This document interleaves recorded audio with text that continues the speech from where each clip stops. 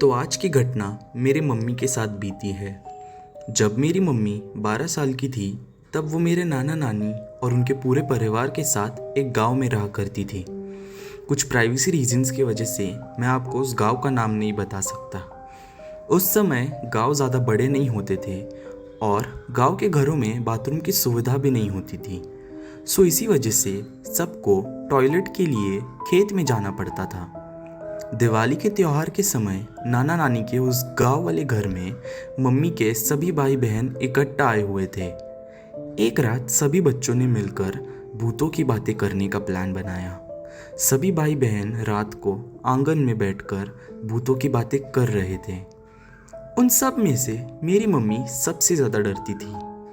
रात होते होते उनकी भूतों की कहानियों का किस्सा खत्म हो गया और अब सब आंगन में ही खटिया डाल के सो गए। लगभग रात के 1 बजे मेरे मम्मी की नींद खुलती है और मेरे मम्मी को वॉशरूम जाना था। मम्मी को अकेले जाने में डर लग रहा था तो मम्मी ने मामा को उठाया और उनके साथ आने को बोला। खेत घर से दूर था। वो दोनों खेत की तरफ बढ़ ही रहे थे कि उन्हें ऐसा महसूस हुआ कि कोई तो उनके पीछे है। थोड़े ही समय पहले वो सब भूतों की बातें कर रहे थे, इसीलिए उनका डर दुगना था। थोड़ा आगे जाते ही उन्हें किसी बच्चे के रोने की आवाज़ सुनाई दी और वो भी खेती में से। और हैरानी की तो बात यह है कि खेत के झाड़ियों के अंदर से कुछ हलचल हो रही थी, मानो कोई तो वहाँ हो। कैसे तो भी करके उन्होंने भगवान का नाम लिया और आगे बढ़ने लगे। उनके पास हनुमान जी का एक तावीज़ था, इसलिए उनको ज़्यादा डर नहीं था। जब वो लोग वॉशरूम का काम निपटा कर जा ही रहे थे कि रास्ते में उन्हें सड़क पे बैठा एक आदमी नज़र आया। अंधेरा बहुत था और उनके पास बस एक लैंटर्न थी, तो ज़्यादा साफ नज़र नहीं आ रहा था, बट ऐसा लग रहा था कि मानो वो आदमी कुछ खा रहा हो। वो आदमी बहुत ज़्यादा डरावना लग रहा था, मानो कि वो इंसान ही ना हो। उसने कपड़े भी नहीं पहने थे और उस आदमी का कद भी बहुत लंबा था। ये दोनों छोटे थे, तो वो उस आदमी को इस तरह रास्ते के बीच देखकर काँप उठे। वो आदमी रास्ते के बीच में ही बैठा हुआ था।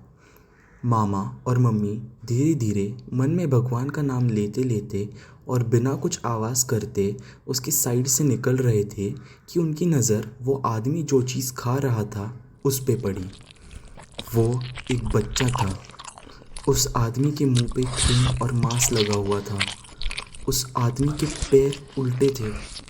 उस आदमी को देख के इनके हाथ से लैंटर्न गिरी और वो आदमी या जो भी चीज़ थी वो ज़ोर से चिल्लाया और खेत में जाके गायब हो गया। वो आदमी बच्चा खा रहा था और उसने उस बच्चे की लाश को वहीं फेंक दिया। मेरी मम्मी और मामा बहुत ज़्यादा डर गए और ज़ोर से चिल्लाते हुए घर भागे। घर जाते ही उन्होंने सबको उठाया और ये सब बताया। आधी रात को ये बात गांव में फैल गई थी। सारे गांववासी उस जगह इकट्ठा हुए और उस बच्ची की लाश वहाँ वैसे ही पड़ी थी। वो बच्चा गांव में से ही एक परिवार का था, बस 2 महीने का बच्चा था और उस शैतान ने उसको मार दिया था। गांव में माना जाता है कि यह शैतान हर 7 साल बाद दिवाली के त्योहार पर आता है और बच्चे खाता है।